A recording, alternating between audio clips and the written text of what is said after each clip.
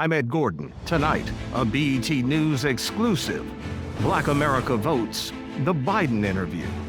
Amid growing political divisions and a failed assassination attempt on Donald Trump, and with questions continuing to swirl around the strength of his candidacy, I sat down with President Joe Biden to specifically discuss the issues and concerns of black voters. I'd like you to take a moment and tell Black America, why should they turn out for you? Our interview took place Tuesday in Las Vegas, where the president was in town to address the NAACP convention. None of our questions were shared in advance.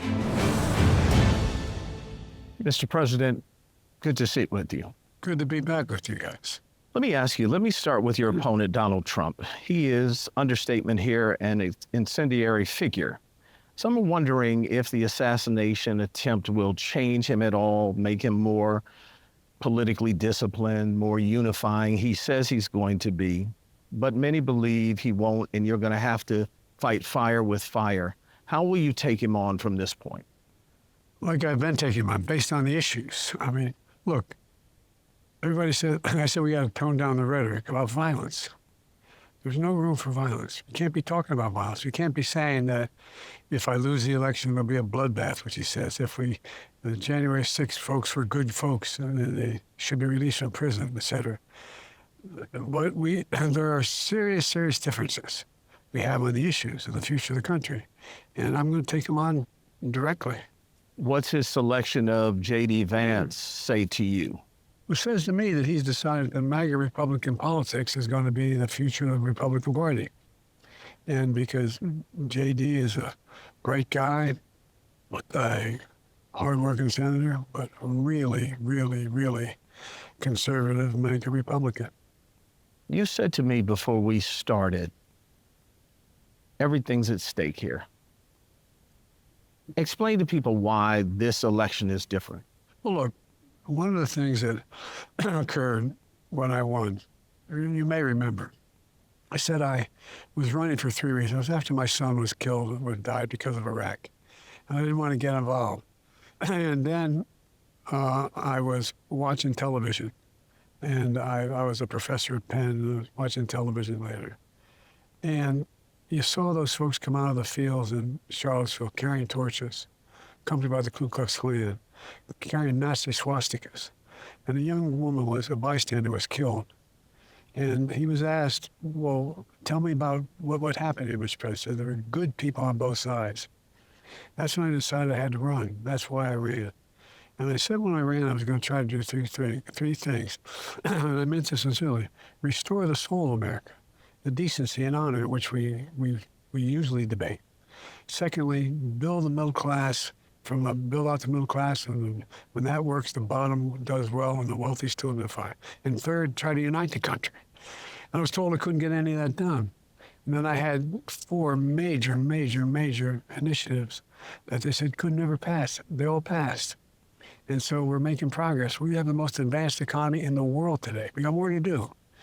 But and all of it, he says, all of it should be, if he's elected, he's going to get rid of.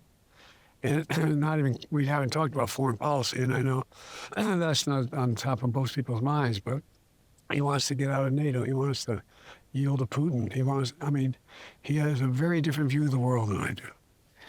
We're going to get to the economy in just a moment, but you've made it clear by now, certainly you've been asked 1,000 times, that you have no intention of getting out of this race.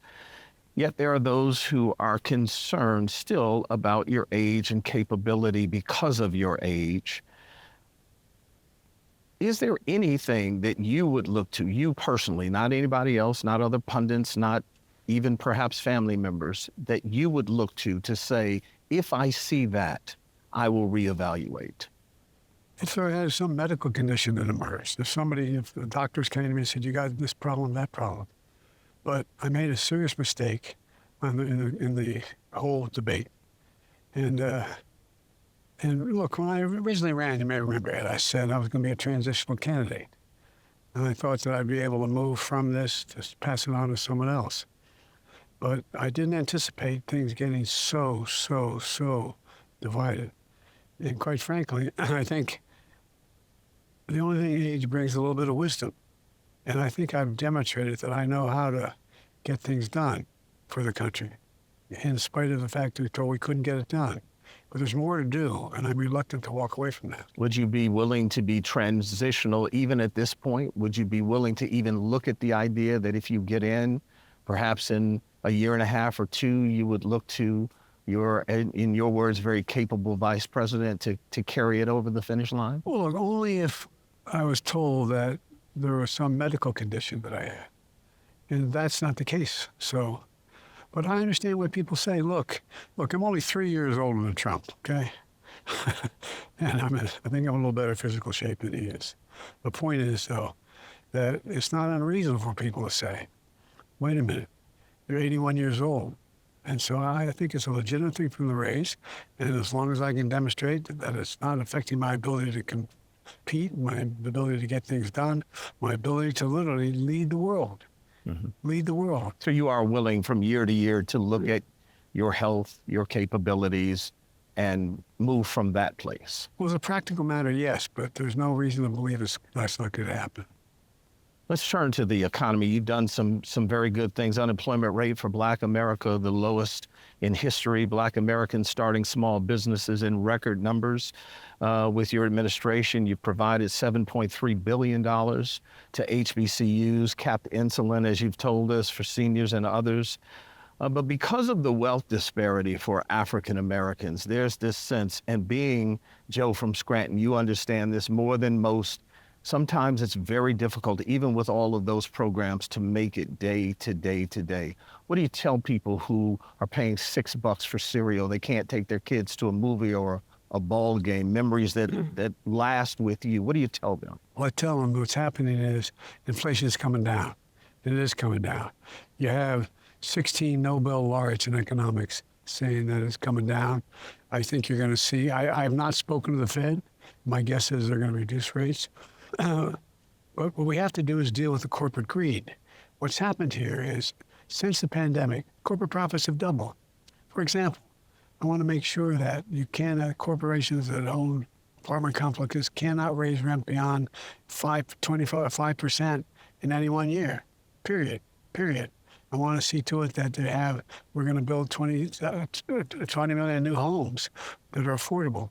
That's why I'm moving to make sure that we provide first-time home buyers, particularly in African-American communities and minority communities, down payments of $10,000 to get started. That's why I've forgiven student debt. People who have met the requirement of paying off for 10 years and still have extreme debt, but they're involved in an enterprise that is, whether a teacher, a firefighter, a police officer, et cetera, that debt is forgiven. And it's changing people's lives. It's changing people's lives. Why do you think it hasn't resonated in a louder ring of the bell? Well, I think it's resonated for those who have been affected. There's about 4 million people so far. And because the Republican Party and the MAGA Republicans have been opposed to it, and they've been beaten up on it. I think that there's a lot of what we've done, Ed. For example, the infrastructure bill, fancy word for making sure we have better roads, highways, bridges, take all the lead pipes out of our homes, make sure there's access to affordable internet, just like in Roosevelt's time, back in earlier than that, making sure there was electricity and agriculture in the rural areas. That's all. It takes time for it to happen, and so it's just taking time for people to see it. And the other thing is, there's not been a very good job done about saying this new $1 billion bridge going over is brought to you by Joe Biden. This $1 billion tunnel that's going to increase and reduce blah blah blah. So we're working on that, and I think it's just time. Do you think Democrats have played the long game well? People will say Republicans play the long game better. Well, let me put it this way. They may play the long game, but they don't do much. Look what they've done. Last administration had us in a recession when they left. Last administration, black unemployment was down. Last administration, because of the failure to deal with COVID in an honest way, 1 million people died. Last administration, we had the largest deficit of anyone in history, any one-term president. There's only 2 presidents in American history who've come to office and left with fewer jobs than they came to office. And the other was a guy we all know very well. I call, anyway, Trump is one of them. When we come back, Republicans in the Supreme Court, as you note, trying to ban affirmative action, the teaching of Black history, dismantling of DE&I. How do you stand in the breach?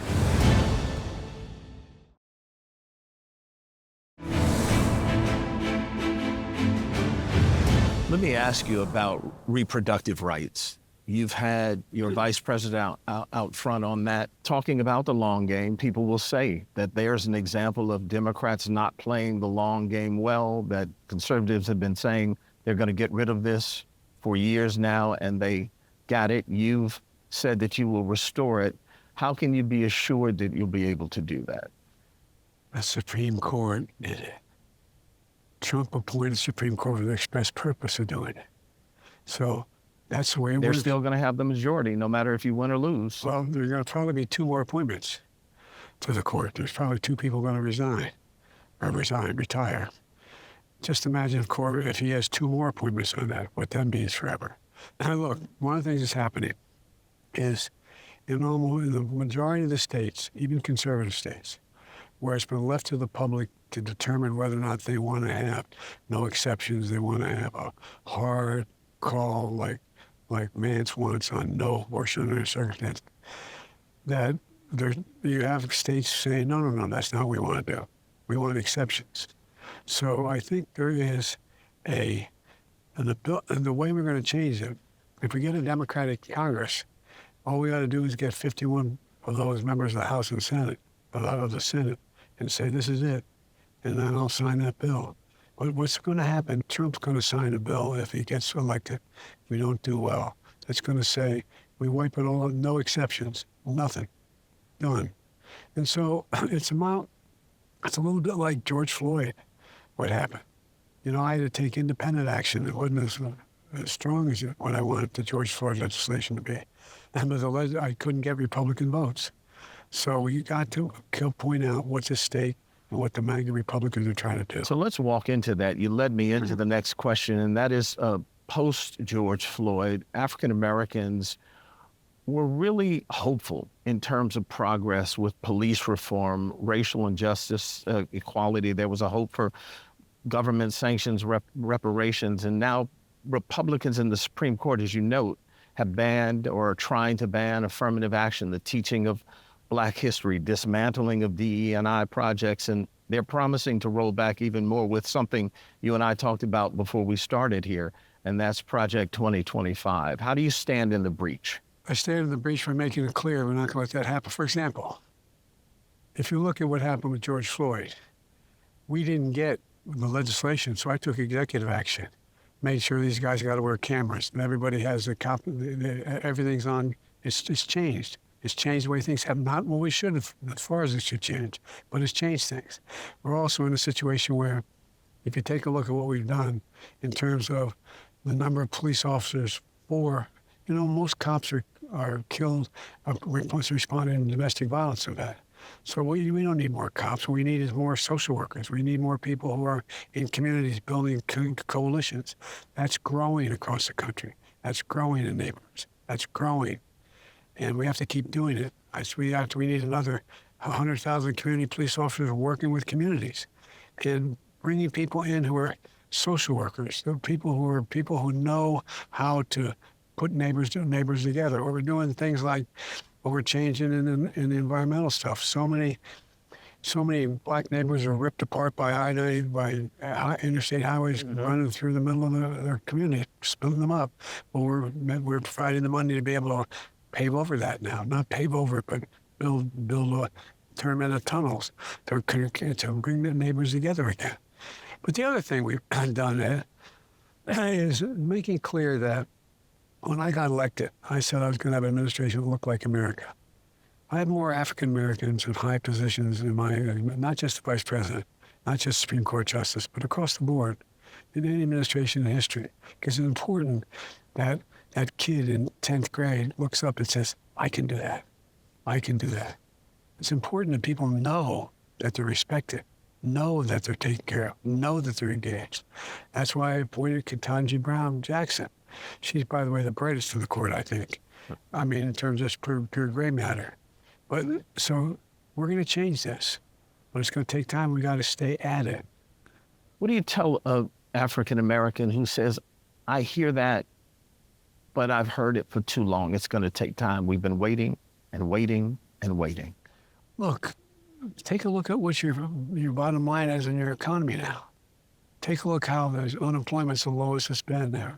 Take a look at how many the new jobs are created.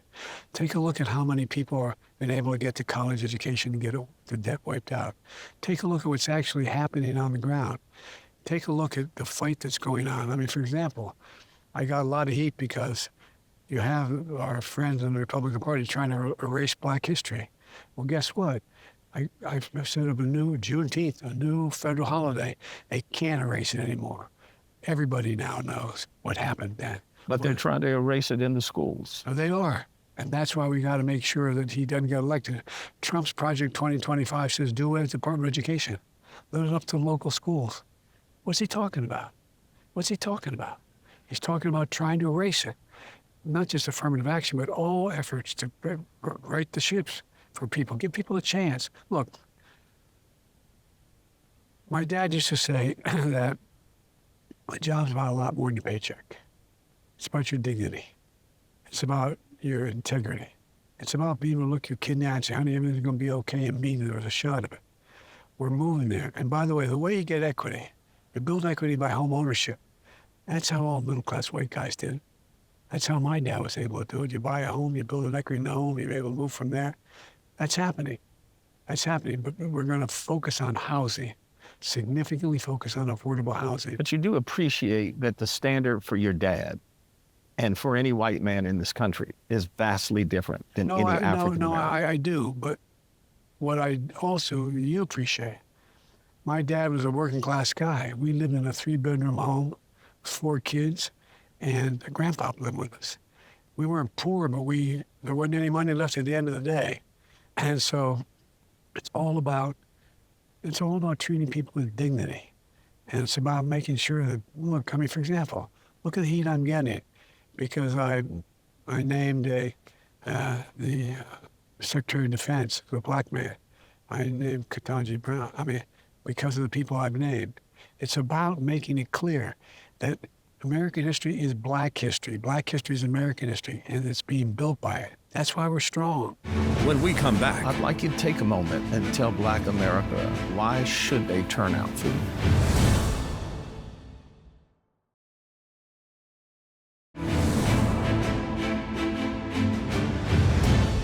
I want to ask you about your relationship with the Black voter. I think it's fair to say, in order for you to go over the top in November, you are going to have a large Black voter turnout to put you over the line to victory.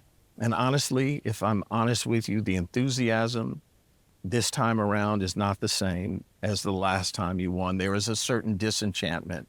Detroit, Philadelphia, Atlanta are going to be deciding factors in that 270 you've got to get to.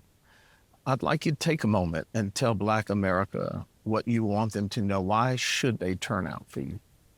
Because they know where my heart is. They know where my head is. And by the way, if you notice, whether it's young Blacks or young whites or young Hispanics or young Asian Americans, they've never focused until after Labor Day. I mean, the idea they're focused intently on an election right now is not there. And by the way, if you take a look at the presidents who have won at this stage of the game, the last 7 or 8 presidents, 5 of them were losing at this time by significant margins. The point is, we're just getting down to game time now. We've put together the largest volunteer organization, I think, in America. There were 2,200,000 individual contributors, small contributors, raising tens of millions of dollars for me to be able to compete.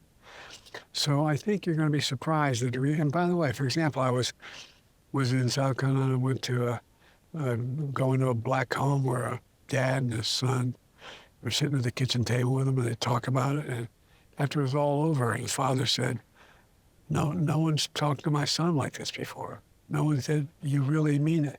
I do mean it. I mean it. It's about why he got involved in the first place. Look, I got out of school, high school, and my state was segregated by law to its great shame in Delaware. And I got involved in the civil rights movement. No great shakes, just sit-ins, and, and things like that. And the end result of this was all the friends I made. For example, one of the guys who my mom talks about when Barack called me and saying he wanted to do a background check on me because he wanted to think of me as vice president. I said, I don't want to be vice president.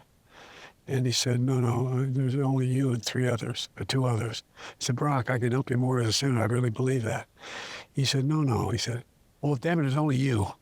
And I said, Barack, I don't want to be vice president. And he said, well, go home and talk about it. He knows my mom, my dad's dead. So we had a meeting. I was on the train and then going back to Wilmington.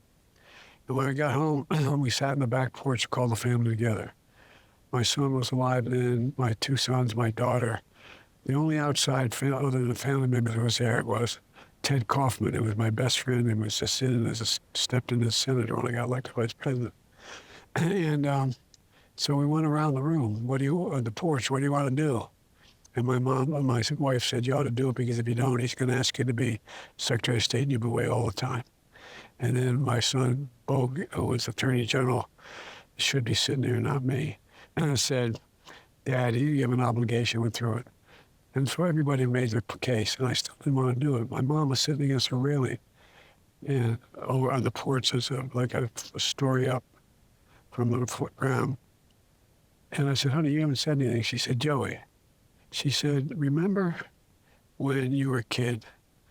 Remember when I called you when you got out of the race with Barack, and you asked about him? He said, he's really bright. He's an honorable man. He'll make a good president. And I said, yeah, Mom, I remember that. I said, remember when you were a kid and they were desegregating Mayfield, the neighborhood we live, the neighboring neighborhood called Linfield? You were 14 or 15 years old. I told you not to go down there because there were people protesting. But you went down and you got arrested for being on the porch with a black family. And they brought you back home. I said, yeah, I remember that, Mom. She said, remember you had that job as a lifeguard in a country club setting? Did you want to be the only white guy to work in the East Side in the projects and the lifeguard? I said, yeah, Mom. He said, let me get this straight, honey. The first black man in history has a chance to be president. You told him no. That's how it's always been with me in the black community. It's the same community. By the way, one of the guys that when I was a lifeguard back then is, and I helped represent as a young public defender, is out here now. He's a major labor leader. They're my friends. They're still my friends. And they're still the ones that encourage me to move. So I think that, and one thing does change. It's not an excuse, an explanation. I would ordinarily be going through black neighborhoods on the foot, working through the neighborhoods. I have a tradition. I close every campaign, no matter what campaign, going into the projects and going down the East Side. And, hey, Joe, well, how you doing? Everybody, well, just because they're my friends, let them know I'm still there. We can't do that now. Not because of the black community, because it's too dangerous for me to be out walking on a company. So what I'm doing now is trying to keep in touch with as many of my black constituents and letting people know that I'm available. I'm available. It's a reason why I got involved in politics in the first place. Not a joke. Not a joke. Everybody deserves a shot. Everybody deserves a shot. And we've demonstrated, you give them a shot, they step up. They step up in every community. That's why the black community is doing as well as it is now. And it's going to do better. We've got to focus on making sure that this MAGA 25 deal that Trump has out there does not succeed. They want to wipe it all out. Look what's happened. All the folks in the black community have prescription drug problems. They're a lot of money. You have diabetes. You need insulin. $400. It's now $35. The black community, in the East Side where I'm from, where I was, you're in a situation where no black American, no any American over the age of 65 will have to pay more than $2,000 a year for all the prescriptions for the entire year, including cancer drugs that are $2,000, $12,000, $15,000. And so it's about giving health care. It's about making sure there's opportunity for people to have a good education. I've been pushing and we're going to get it done. Early education. You know all the studies better than I, as well as I do, that you come out of a neighborhood or a house where there's no books, where there's a dysfunctional family, where there's a problem, and you start off school, you hear 1 million fewer words haven't been spoken because there's not conversation. Well, guess what the studies show now? If you have 3, 4, and 5-year-olds going to early education, not daycare, education, you increase by 56% their ability to go through 12 years of school and on to community college. And I'm going to make community college free. There's so many opportunities we have. And I think the community is beginning to see it. At least I hope so. Mr. President, always good to speak with you. Hope to have you back. I really mean it. That'll be up to your folks. It's up to me. There you if go. You call them. All they right. say no, call I'll me. take you up on it. Good to see Thanks, you. pal.